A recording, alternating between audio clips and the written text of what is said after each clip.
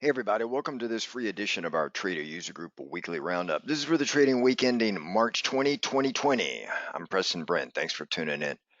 This week's theme kind of reminds me of the game show The Price is Right because everybody's trying to determine what's a good price to start legging into the market with some unbelievably good buys.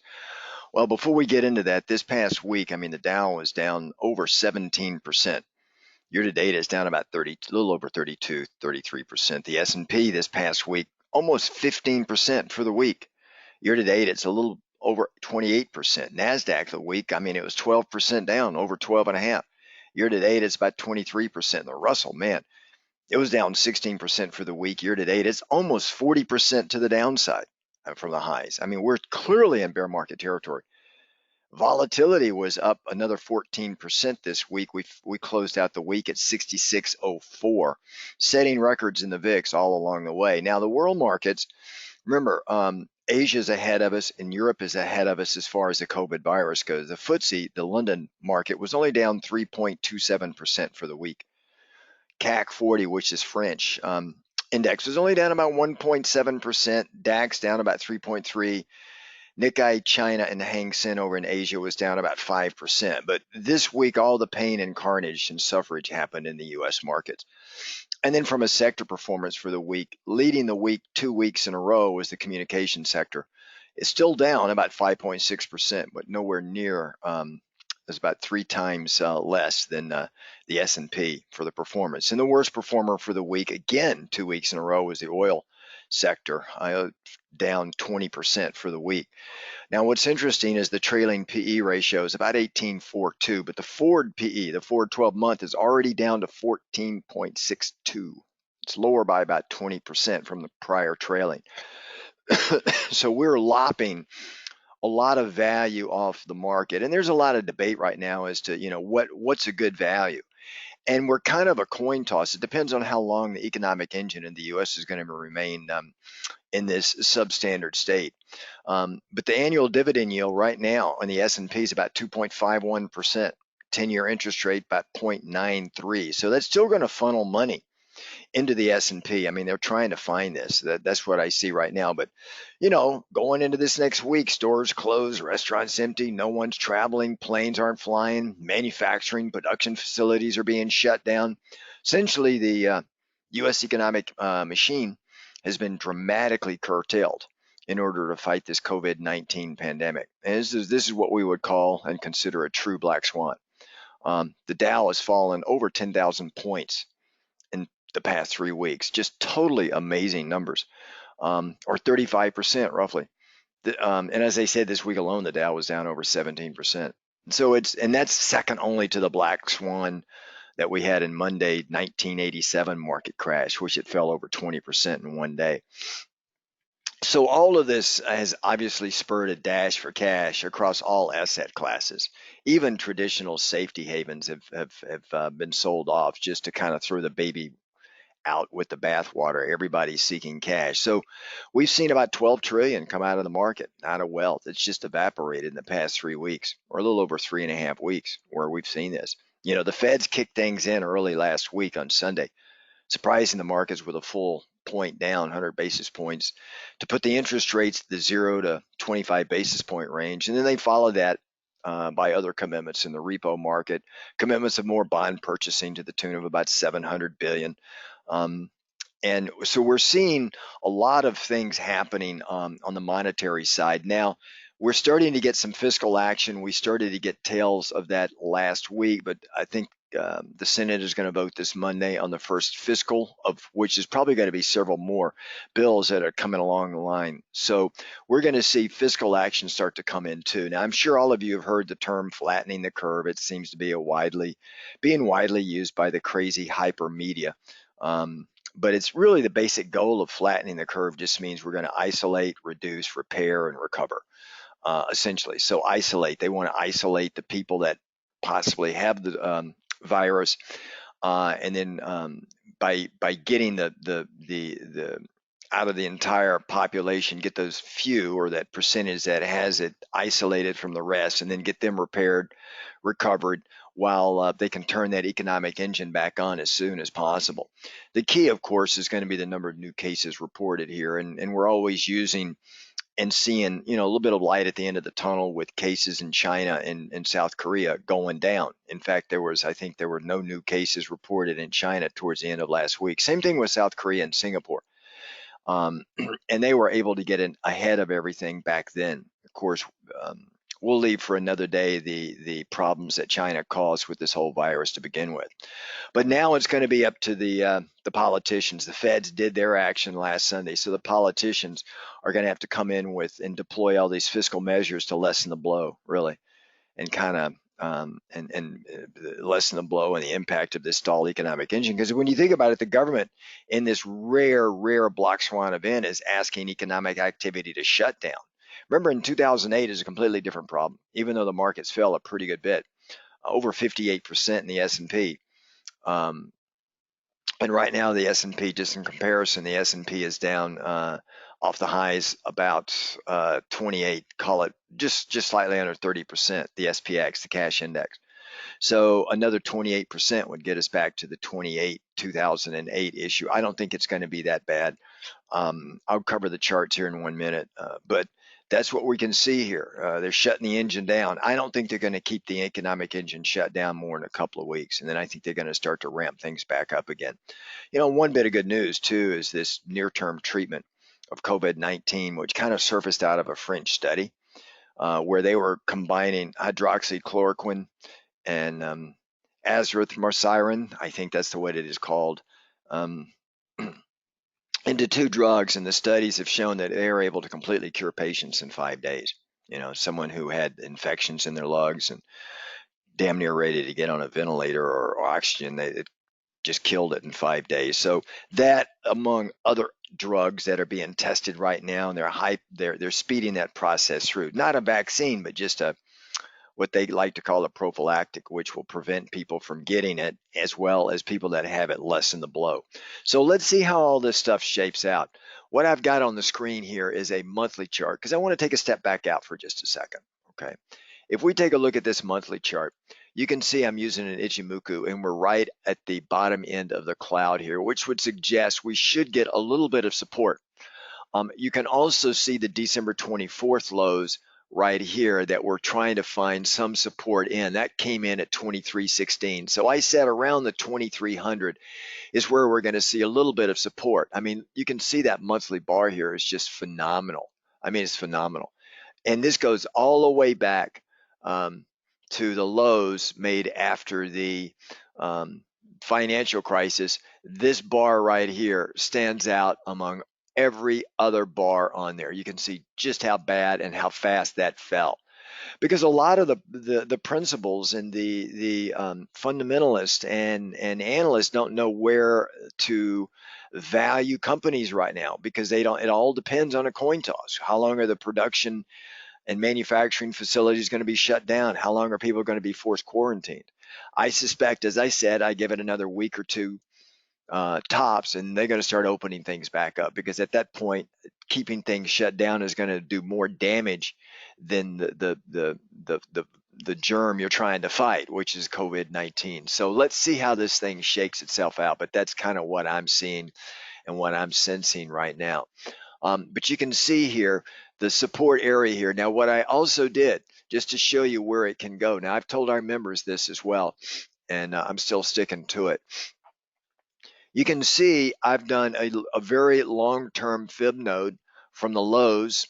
The all-time lows made 665.75 on March, I think it was March 6th, 2009, and then the all-time highs that were made just about 3 weeks ago at 33.97 roughly.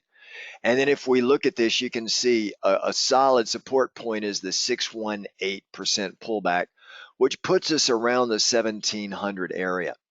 And then if we look at the 50% pullback, that puts us at around the 2000 area, 2031 to be exact, but I'm staying with round numbers because the markets are sticking to these kind of numbers.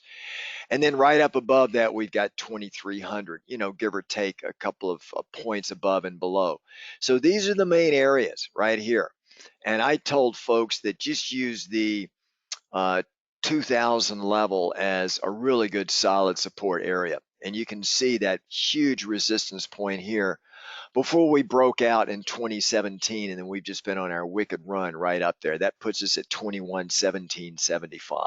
Okay, so these are the areas that I see worst case it can get to. I don't think we're going to broach that level right there.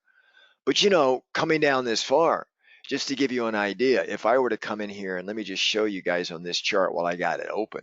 I mean, if I come in and just go from the tops down, right? So let me just do the ruler here just to give you kind of approximation. And if we come down here roughly to that area right there, it gives us a bear market of around 38% to 40%, coming down to about 2106. The average bear market is about 35 to 45%. Okay, not 20%. It'll come down 32 to, let's say, 45, somewhere in there. So let's call it 35. So right in this range here, if we go down to 1700, that makes it a god awful one.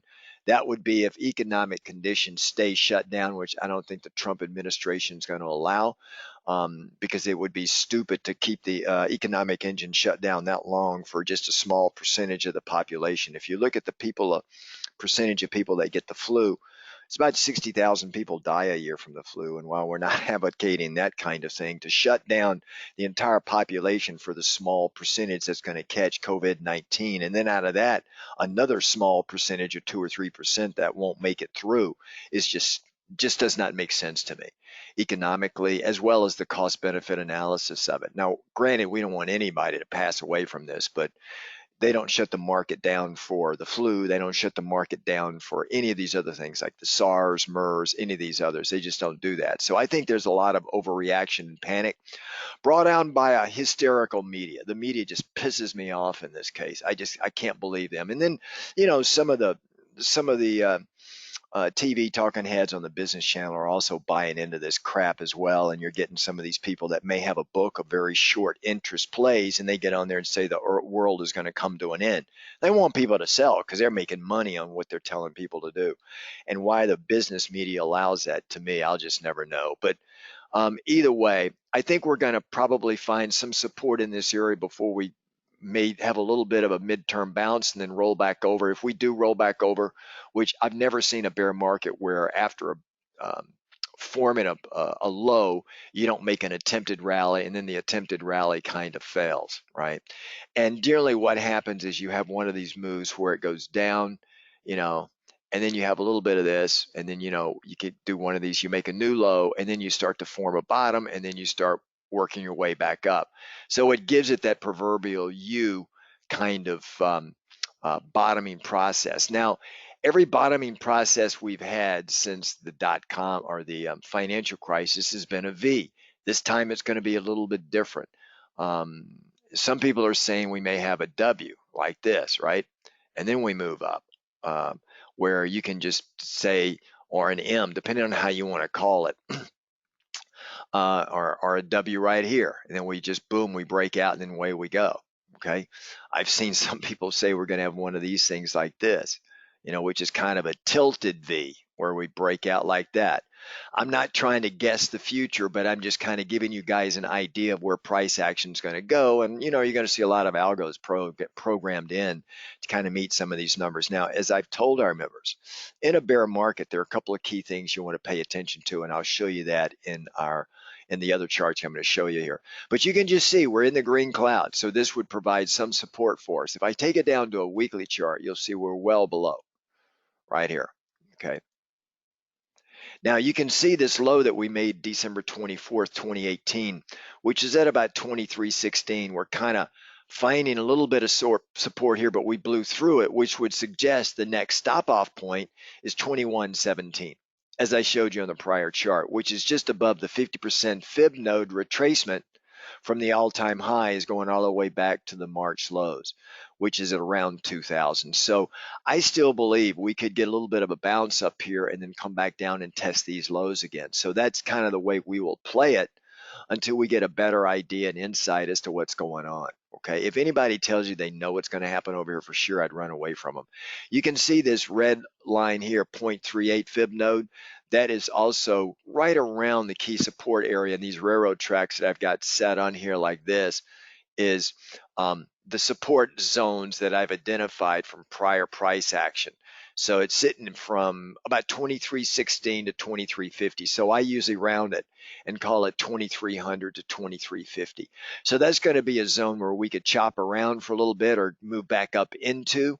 If we get above the 2350, then I think we'll probably run up to the 2400, and then the next level up from there would be around 25. I don't think we're going to get north of the 2500 anytime soon.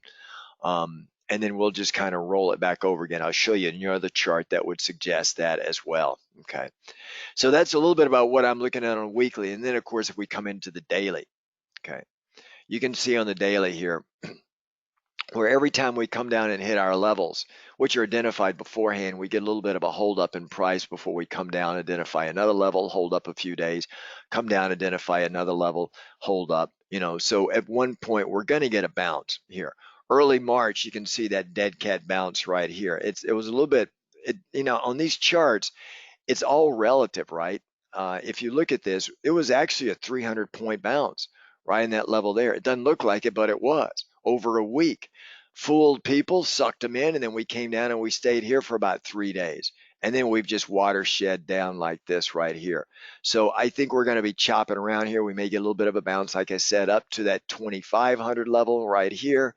And then we're probably going to come back down and at a minimum test that low right there, possibly come down and find more support around the 2,100 area. Okay, that's what I'm seeing right now.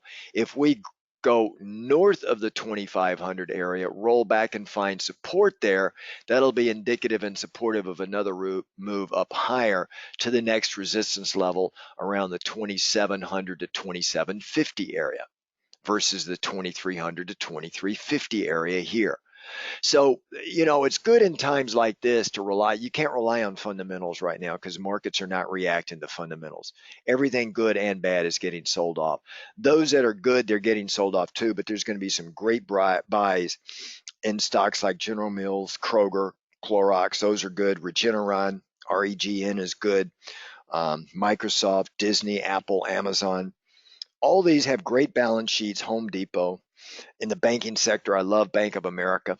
Right now, you got to think more like a lender, like everybody's saying. Those that have strong balance sheets. Banks today, believe it or not, are a lot stronger than they were going into the '08 crisis.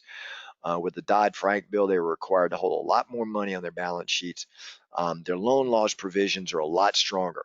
I think where the crack is in the armor right now on the financial side is in the credit and the debt market, corporate debt. Okay, it's almost 50% of the total corporate debt sitting in triple Bs, which is it's investment grade, but it's at the bottom of the investment grade. And once you go below the bottom of the investment grade, you get immediately into junk. It's not like stop $200, collect money, and then go. Here you go straight to jail, right? And a lot of pension funds cannot hold anything in junk. They got to sell it. The credit spreads between triple Bs and Treasuries is the widest it's been in quite some time. So that shows signs of stress, which is why the Feds came in and said not only are they going to buy bonds, but they're also going to buy munis as well. They're going to start applying a lot of liquidity, even in the repo market, which stands for repurchase. They're going to go in for overnight lending and put in up to $1 trillion. I mean, it's just amazing what they're doing. So the Feds are doing their part. Now it's going to be up to the politicians just to get us through this issue here. All right. And then there's going to be a lot of companies that are going to need to be saved. I mean, we can't let them go under. We can't let Boeing, the only aircraft manufacturer in the US, go under. They do a lot of things militarily too. So there's going to be a lot of covenants to it, much like General Motors and the car companies, auto companies in '08. But Boeing's going to be saved. You're going to see the airlines being saved. That's part of the national infrastructure. Their government's probably going to take a piece of the business, just like General Motors back then. You're going to see some of the cruise lines. You're going to see a whole host of companies that are going to be lining up. It's going to add another $1 trillion or $2 trillion to what we're seeing right now. So there's just going to be a lot to come. That's going to be supportive of the market. And then, of course, on top of all that, people that make less than 100 grand a year are probably going to get a check in the mail. I don't know how they're going to do it, but that's what they're talking about. So there's just a lot of activity going on right now in the markets. Just what I would say would be a ton of activity. Now, let me show you another chart on here. Different one, but just kind of the same thing here. So let me just come over here. And I'm going to move you over to screen number 5. Let's go over screen number 5. All right, so over here you can see the E-mini futures. All right, I'm going to let it come up on the screen for a second. For some reason, my internet's working just a little bit slow today. But once it gets up on the screen, what you're going to see is a daily chart of the E-mini S&P 500 futures. Now, you can see here that right now, into close, we're down 20 lows in the futures, 33.48% from the all-time high, sitting at 33.9750 on the futures. Okay, now you can see all of that support right there. There's 3 of them. There's the pre and post Brexit vote around 21/19, 1981. Then there's the overnight Trump election lows. This is for the E-mini futures now, not the Dow. And you'll see here that they're all sitting from about 2000 to 2100. So this is going to form a tight little support area for the markets should it gets down there, which I think it will, but not without a possible rally back up into this zone right here around between 24 and 2500. And then we're going to just come right back down, test these lows. If it holds, then that means there's more good news afoot. And then we may kind of find some support here over the next 30 to 60 days before we move back up higher again. If it breaks, we're going to come down and test this right here. So that's kind of what I'm seeing right now in the markets. And you need to get your portfolio set for that kind of move. Okay, it's just as simple as that. If we come down here and let me just, oh, by the way, if we also look at the 200 EMA and the 50 EMA on this daily chart, they still haven't crossed yet. I mean, we're down 33.48%, but the speed with which we've moved has been so fast that it hadn't given the 50 EMA chance to cross the 200 EMA yet. They will cross, and where they cross, that's called the death cross, which basically means that it's going to serve as a magnet for price action to get back up to that level, but then it's going to be very hard to move above it. And it's going to take a little bit longer to get that economic engine going again because people are going to be scared. They're going to be a little bit nervous. They're not going to take that $1,000 check or whatever that check is from the government that the government's going to send out. And they say in the next 2 or 3 weeks, they're not going to take it and go out and buy a flat screen TV or put money down on a car or anything else. They're going to hoard it, at least for the next 3 or 4 months. And they're not going to be spending the money. But they're getting it out in their pocket, or they'll be spending it on things like food and things of that nature, which they need. So this is what we're looking at right now in the markets. Okay, and typically in a bear market, the 50 EMA is below the 200 EMA for a period of time, but just the speed with which we moved, it's not there yet. But these are going to serve as overhead resistance points for the market. Now let's look at volatility for a second. This is something that a lot of people just really don't understand. Now notice I've got 3 colored zones on here, and as much as you guys have been watching my session here, let me just put it on here like that so you can see. These 3 colored zones basically represent different option strategies. And the notice up here is purposely black because I've left it as a black swan event up here, and we don't get up here very often. And the dividing point is around 50. Once you get over the 50 VIX, generally it takes a black swan or something darn near it. And we don't get up here very often. All right. I mean, if we go back to 2008, we're only up here 3 times. And the times that we're up here is for a brief period, except for 2008. Now notice on this chart, if I were to count how many days we've actually been above 50, right, where we closed above 50, you could say 1, 2, 3, 4, 5, 6, 7, 8. So we've closed 8 days above 50. That is amazing. But if we go back to 2008, you're going to see the high point in 2008 for the VIX, and it was an overnight spike to 96.40. But then we came back down and kind of stayed in this area here, still in the black, but we were here for about 30 days. 2 separate occasions. The first occasion we were above 50 for 25 days or so. Then it came back down in the red because we had like a dead cat bounce. And then it went back up into the black again, and we stayed back up here in the black over 50 in the VIX for about 30 days. So don't get the impression that because the vol is this high, it can't stay this high this long. It can in severe stress. And that's what we've got right now. Now, this is also the kind of market that's different than 2008. In 2008, we didn't know if the banks were going to live or not. We didn't know what was going to happen to the financial system. So the fear was of a different nature. Here, it's a binary fear. It's either they get the flu fixed and or not fixed, but they get it, they find a cure or a short-term cure for it, and they get the economic engine on, or they don't. So trying to evaluate and put a value on earnings for the rest of this year is very difficult to do.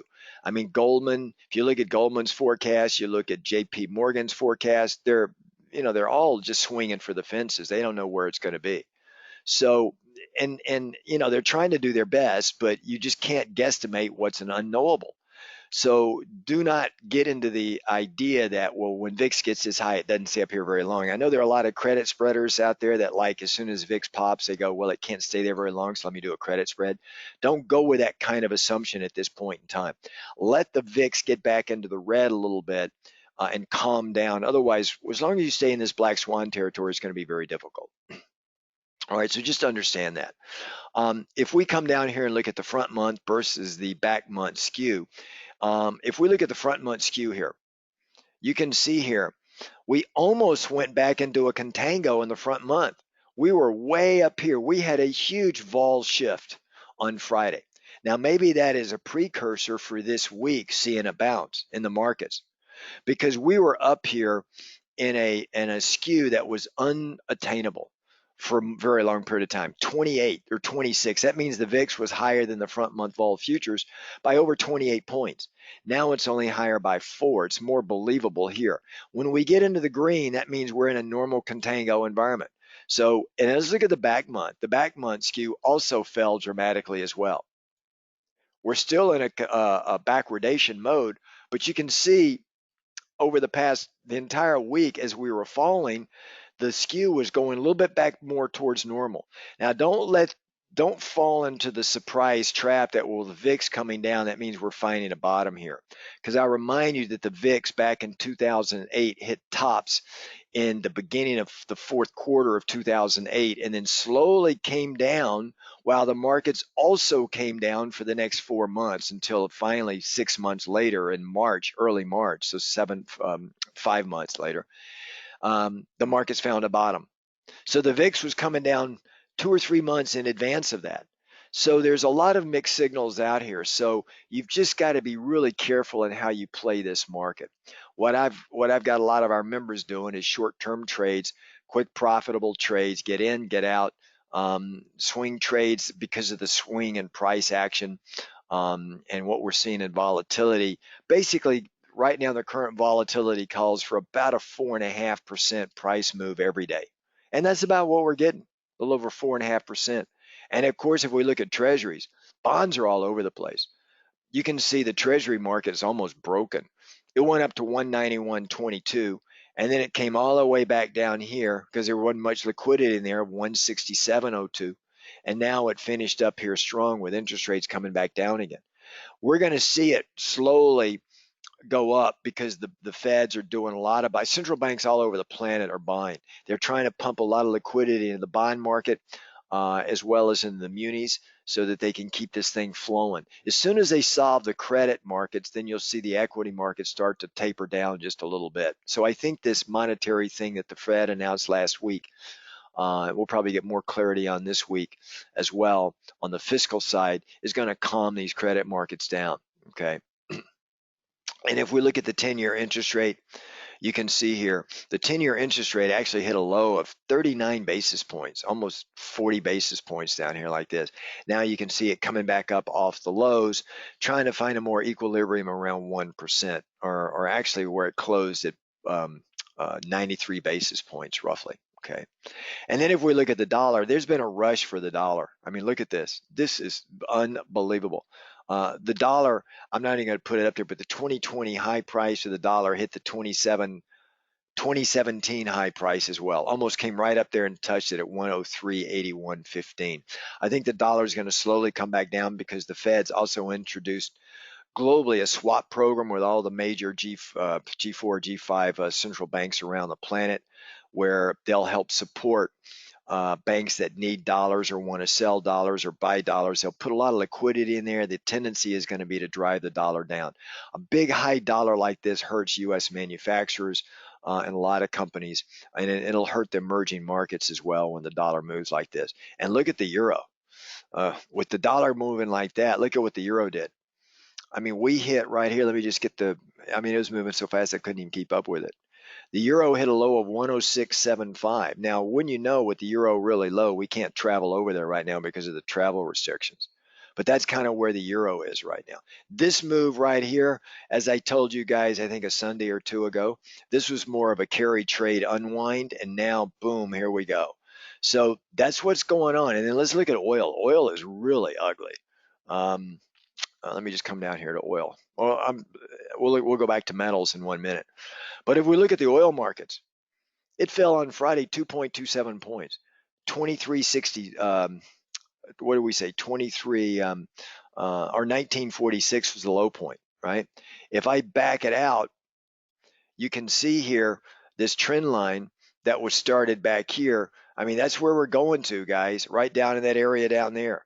I think of oil. Now, this was my support point. I called a support point of 34.90, and then when Saudi Arabia stepped in and did what they did, well, that just takes the floor off the market, and we can go anywhere from here. And if you look at it right now, there's some analysts that say oil can go back down into the mid-teens. Okay. Now we closed the week at 23.64. If it gets back down below this, I'm going to pick up an oil futures contract out in time and then just hold on to it. Or better yet, buy a couple of deeper in the money call options on oil and forget about it, because I think oil is going to be back up in the mid 30s once Saudi Arabia and Russia realize they can't do this for a long period of time, because it's going to kill them as well. Okay. So that's kind of the oil market. And if we look at gasoline, we haven't looked at gasoline in a while, but if we look at the gas market, gasoline, I mean, this is just ugly, ugly, ugly, ugly. So gasoline at the pump is going to start coming down as well. Nat gas, let's look at nat gas. Nat gas is going to be just as ugly. We're already down here. We haven't seen these lows going back for almost the length of my chart. Okay. So we're getting down to these points here where I think a little bit of a dipping your toe in the water, but you got to remember, do it as an option trade and consider the cost of the call, like your stop loss, if you can do it. All right, or maybe you can pick up stock in XLE or USO. And I understand they're slightly different in what they're covering, but it's just the energy sector. I mean, if speaking of XLE, if we look at it, folks, that is the definition of a very ugly chart. And XLE now is sitting around 25. It can come back down to 20. But if you buy a few hundred shares and just start picking up a few and let it dollar cost average down, it's not going to go to zero, right? Let it dollar cost average down. If it does come down, I believe in the next year or two, it's going to be back up in the mid 40s. So yeah, that's a double, right, on your money. So these are some of the things I'm looking at doing here with our group. Now, let's go take a look at gold. Gold was also one of those that came crashing down. I've told our members time and time again, they understand it. In a bear market, gold, you do not want to hold on to gold. This thing started coming down hard early March. Now, when we first started coming down here on February 20th, notice the initial reaction was to go down. But then in early March, when we had that move higher, that counter trend rally, gold went back up. But when they realized it was just a dead cat bounce, gold sold off again. So gold looks like the equity markets. Don't hold on to gold right now until we get the all clear signal. Then I think gold is going to come back up. Right now, gold does not perform in a bear market. Go back and look at 2008 and watch how gold performed. It crapped out. People will sell gold very quickly in a bear market because they want to go to cash. Gold doesn't pay dividends. It doesn't do much. It's a fear gauge kind of trade. So this is just something that people don't learn unless they go back and just take a look at how gold performed in history. And look at silver. If we look at silver, it's down 1263. Another buying opportunity. If I put it on a weekly chart with silver here, I mean, look at how we took out these lows back here when silver is at 14. Let's go back even further. Okay. We're lower than we've been. Well, better yet, let's do it on a monthly chart just to give you guys an idea of the duration of this thing. Right now, sitting at a low that we haven't been at since 2009. Okay. And you can see and this just shows you how silver and gold is the same way. You can see right over here, this move lower right here during the financial crisis, silver came down and bottomed right around this area here, right around 945. So right now we're sitting at 1236. So can it come down to 945? Yeah, it can. If we go down another 15% in the S&P, we'll get down there. But this is a good time to be loading up on silver. Just pick up SLV, the stock. Okay, it's not that expensive. And then give it some time. You can see once the financial crisis ended, we had a big run in silver. That was the Bass brothers. I don't think it's going to be like that, but it should run up at least to 20, 25, right? In silver. So SLV is a way to play it if you want. Look at copper. Copper, again, I've got it on a monthly chart. You can see copper is sitting around the lows that we made in 2016. Copper is going to run very strong to the upside. This was the financial crisis right here. It totally came undone. I don't think copper is going to come down there. I think copper will probably find some support somewhere in the middle here between these two goalposts, right in this area here. You can see that low right there on the tail. It came right down to this support point right down here, okay, and right around the 193. So copper is really cheap. And we've got a couple of ways members, I'll go into it Sunday night, how you can play this too. So there are a couple of commodities that you got to take advantage of. You don't have to go into the futures market to do it. Let's just play the ETF. Pick up 50 shares, 100 shares. But, based on your portfolio size and your net lick, you want to be able to play some of these because I promise you in a year and a half from now, you got to double your money. Well, forget the promise, but you understand the odds dramatically favor these commodities moving higher over the next year and a half. China is one of the biggest buyers of commodities, especially copper. And once they start running off their infrastructure plans that they're talking about here in the U.S. to get the economy going, Trump will probably put that on the table in the summer time frame. Going into the elections, he'll put a big infrastructure bill out there. He'll probably put some other stuff out there as well. So that'll be good for copper, concrete, steel, all those kind of things that get the economy humming again. So copper is a place you want to play. All right. So we've looked at metals, we've looked at energy, we've looked at currencies a bit. Let's look at bonds. I'm not bonds. The British pound. This one has totally come unglued. The British pound is down around $1.15. So this is another play that I believe once we come out of this, the British pound is going to be back up around $1.42. Okay, at least up here to $1.33. And the way to play that again is with an ETF. So for our members, I'll go through a number of really good plays out here that you definitely want to be nibbling on from an option perspective. I'll give you the choice of using options or using the ETF to play. All right, everybody, that's kind of where we're sitting this weekend. As I said, we can expect a little bit of a grounding in price, maybe a little bit of a counter trend rally. I do believe the higher probabilities of rollover coming back down to that plus or minus about 150 points off the 2000 level, down to 18, 17, up to 21, 22. Now, we may not get there. We may get news on the hydroxychloroquine that solves all problems. And next thing you know, we have a V move.